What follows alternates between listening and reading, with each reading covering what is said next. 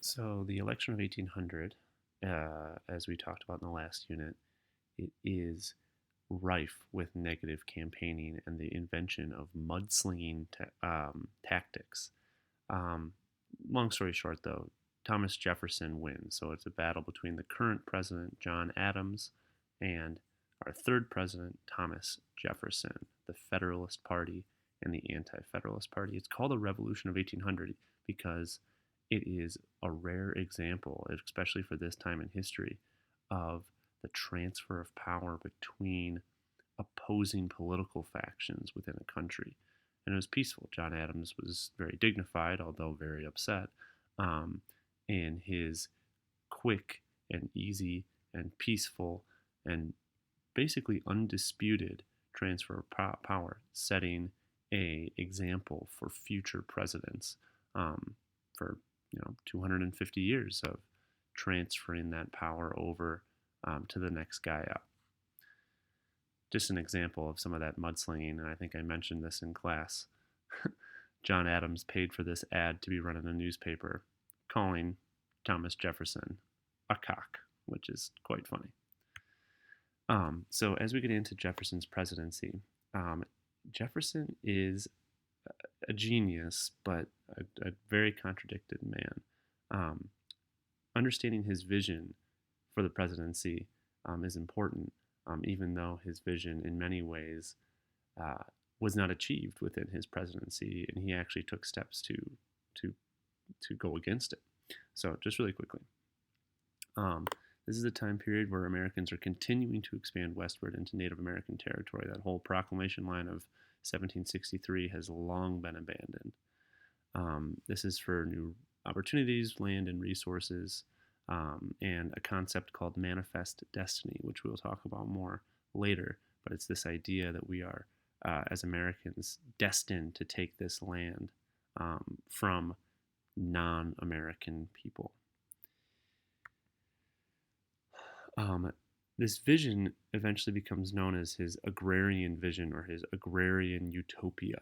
Agrarian meaning based on agriculture, utopia being a perfect society. He wanted every white male to have his own small, well, medium or even large sized farm. He wanted everybody to be involved in some type of agricultural business. Obviously, he recognized the real need for craftsmen, shoemakers and blacksmiths and other stuff like that. But he wanted the predominant industry of America to be agriculture. He thought that this was really what represented true freedom, the idea that you can feed yourself, live on your own, support yourself without the need for a complicated, interconnected society. Um, Again, the major contradiction of this being that for most of the types of agriculture that were happening in the United States, the only way to make them sustainable over long periods of time was to have slaves do the work. So his concept of true freedom was very stunted. To go into it a little bit more, uh, it's this idea of individual farming families being spread across the nation, like our young, strapping farmer right here on the right. He believed that this hard work of farming and caring for the land and building your own house and making your own materials and food would lead to strong values about what it means to be a human being in this world. Um, he advocated for a simple life without luxuries, but education being broad and in depth, philosophy and government, religion being taught to every person, well, again, every white person in the society. And because you have these tight knit family groups in small villages, it would kind of be the whole, it takes a village to raise a child type situation. Also, with this type of structure for society, small governments were going to exist. It would not be large federal government like in Washington, D.C., or even a state government was, far too large for Jefferson's opinion. He believed in these small town councils, these groups of, maybe 10 to 50 families that would organize together to help each other in some small ways. but maintaining their individual freedoms. And because they were so small and local, they would be very reflective of the very specific needs of that area. Um, this self-reliance, where these farmers would make a lot of their own clothes and their own materials, would mean that there would be very limited trade with foreign nations, and therefore almost no foreign relations are needed.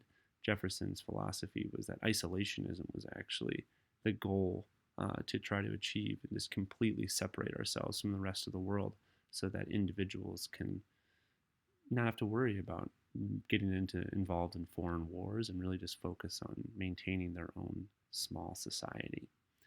Um, you can see the appeal. There is almost something, I guess, um, sentimental and romantic about the idea of living off of the land and having, all of these different skills about how to take care of yourself and not having to worry about, people that live thousands of miles away from you, and just instead worry about caring for your own family, your own people, your own friends. Um, it's an interesting concept of a utopia, um, and Jefferson did strive for it in a lot of ways. Uh, and a lot of these ideas about small government and self-reliance, they've held true and throughout American history.